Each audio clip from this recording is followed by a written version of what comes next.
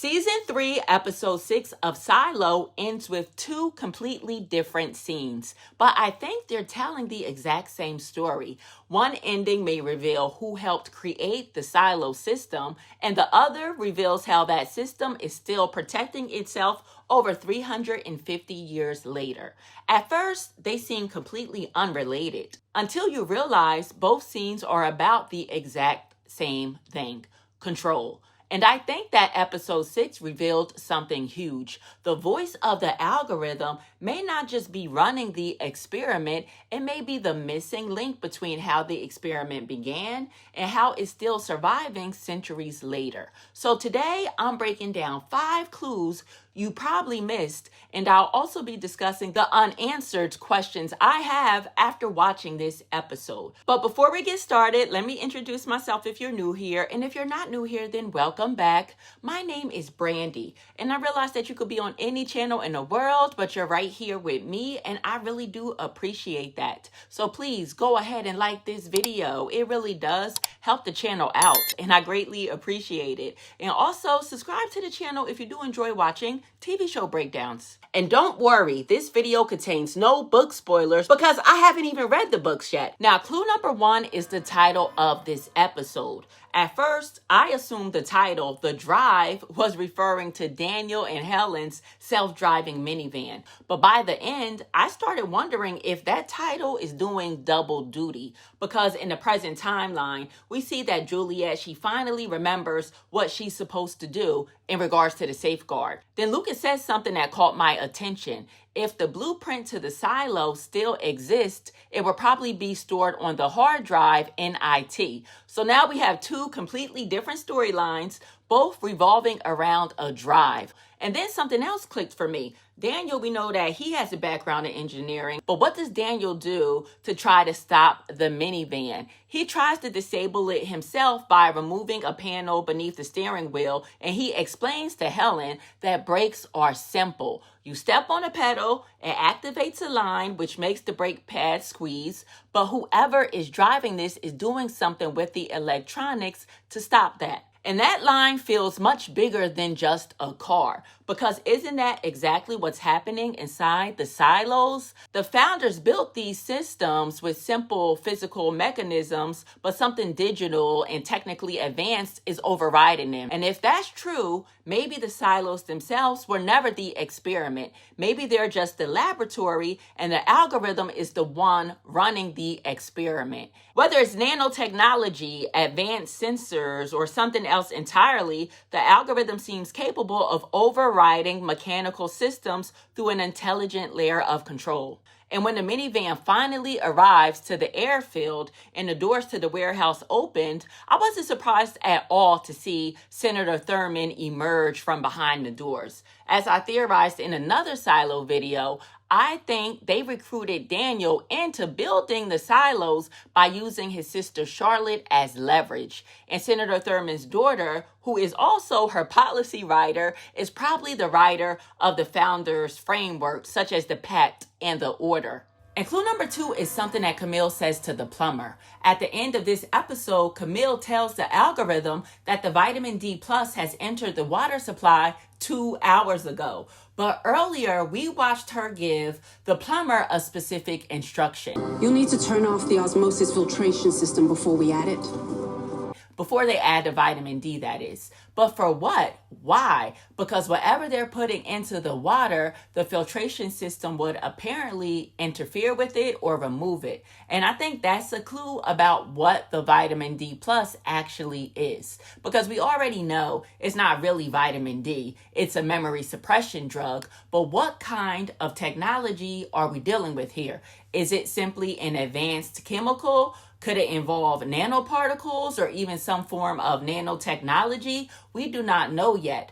But the osmosis line tells us there's something physical being introduced into that water. And that immediately made me think about one of the strangest rules in Silo. Magnifiers or magnification is forbidden. And I always wondered why. If the vitamin D plus is something physical traveling through the water, what happens is someone starts examining that water. A magnifying glass isn't probably powerful enough to detect nanotechnology, but maybe that's not the whole point. Maybe the founders don't want people examining anything too closely, because if the silos really are one giant experiment, the last thing you want is your test subjects inspecting the equipment.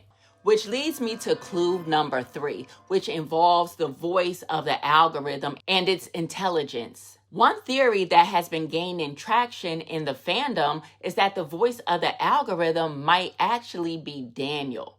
So here's Daniel's voice. Step on the pedal, it activates a line, which makes the brake pad squeeze. And here's the algorithm's voice. Whether or not there are children in Silo 17 does not matter. I'll admit that I can hear some similarities, but I'm still not convinced they're literally the same person. Because after all, if the timelines we've been giving are accurate, Daniel will be well over 350 years old. But here's what I do think is interesting. Remember Steve the hacker? We haven't seen him resurface yet, but I do have a feeling he was recruited to create the voice and the algorithm combo. Now, I mentioned episodes ago that the system doesn't necessarily buy people's silence, it buys their potential. I mentioned the whole golden handcuff theory. Thurman and the other founders didn't just recruit people randomly, they recruited specialists. Now they have an engineer, a hacker, a journalist, and if they're all being strategically placed, they're actually useful to build up different aspects of the silo. But anyway, the following conversation is what made me stop and think about all of this.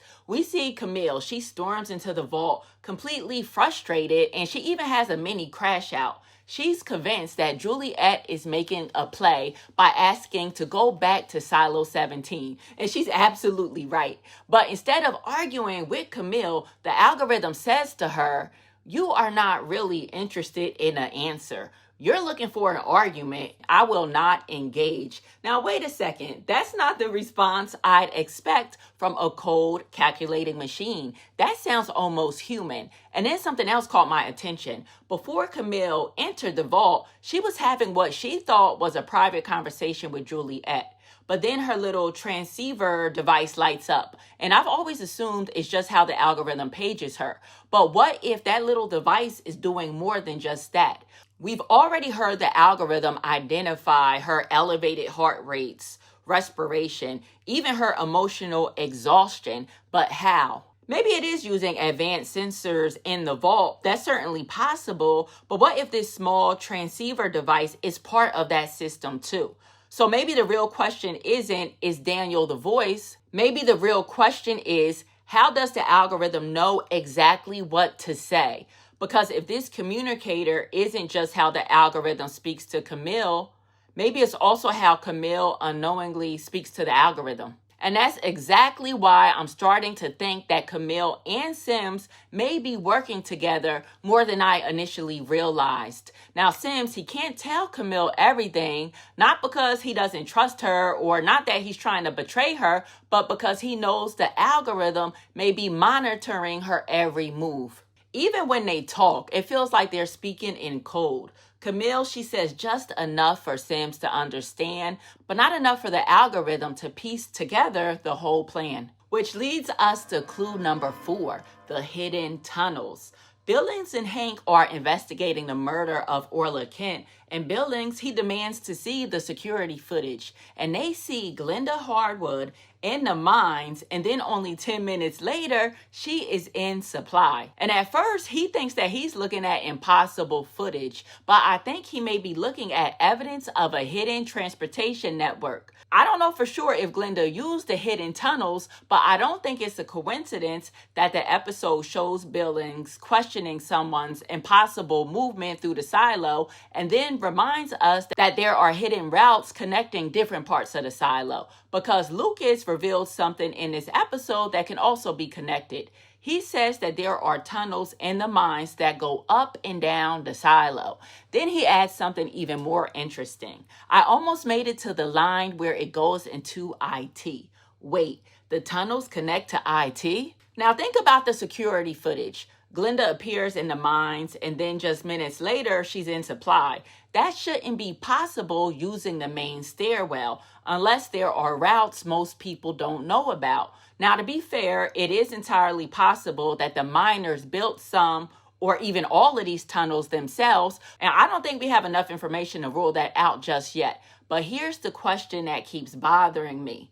If these tunnels really do connect to IT, did the miners build them, or did they simply discover the infrastructure that had already been there? Because those are two very different stories. Because if the miners built them, they're escape routes or hidden passageways. But if the founders built them, they're part of the original design. And this ties directly into my theory that the silos are an experiment.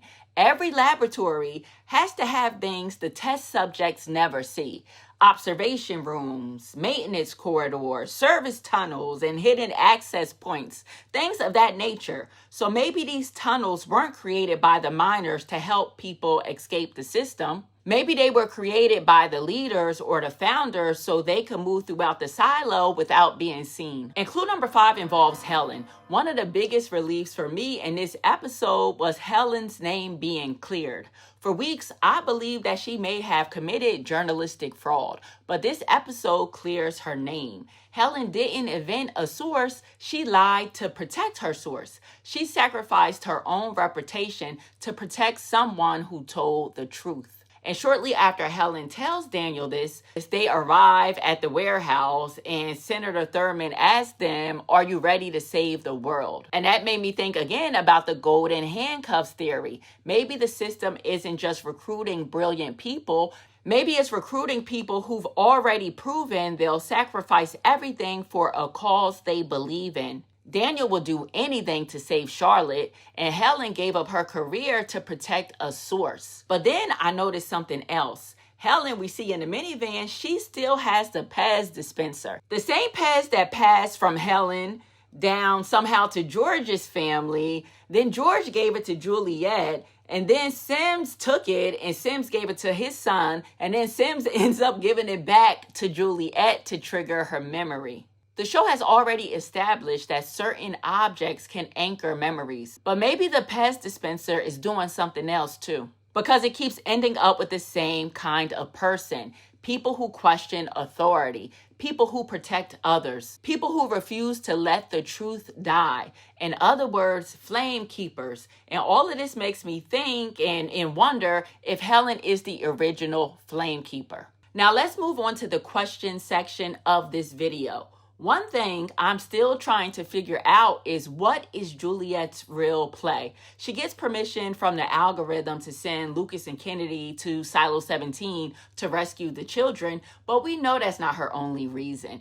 But when Juliette leaves the vault, the algorithm tells Camille they'll never make it to Silo 17. But this is something that I think Juliette would have anticipated, and I think that she knows this, and she's a step ahead of the algorithm. And I know that she wouldn't willingly sacrifice Lucas and Kennedy. So my first thought is that maybe she's setting a trap. Maybe she expects the algorithm to focus all of its attention on Lucas and Kennedy while someone else is making the real move. Maybe there's going to be a violent showdown between Juliette and crew versus Camille and crew. I don't know, but I am so happy to see Juliette back in full form. She is such a smart, badass woman, and I can't wait to see what she's cooking up. Another question I can't stop thinking about is Shirley and Knox's pregnancy. The founders spent centuries breeding out the flame keepers and controlling fertility, and now Knox and Shirley are about to have a baby. That is going to be the most rebellious baby in the history of the silo. So my question is, how did Shirley get pregnant? I mean, well, we know how she got pregnant, but who took out her birth control? Who approved this? Are they even a sanctioned couple? I feel like I'm missing something huge with this storyline. Or could they have possibly made some type of deal with the system? I don't know, but I'm also looking forward to seeing how that plays out as well. And speaking of kids, what did Anthony need those 12 credits for? His parents, Camille and Sims, they were so focused on the fact that he stole that I don't think they were thinking about what was his motive. What play is Anthony about to run? But nonetheless, guys, if you made it this far in a video, please do me a favor, like this video and also hype it up. And let me know you're still here by dropping a plane emoji down below. If you don't have a plane emoji, just type out the word plane. And also let me know what other TV shows you're watching. One of the next shows I will be covering is Dark Matter Season 2 on Apple TV as well. But that's all I have for you today, guys. Another amazing episode. I hope you guys stay safe out there. And until I see you next time, peace.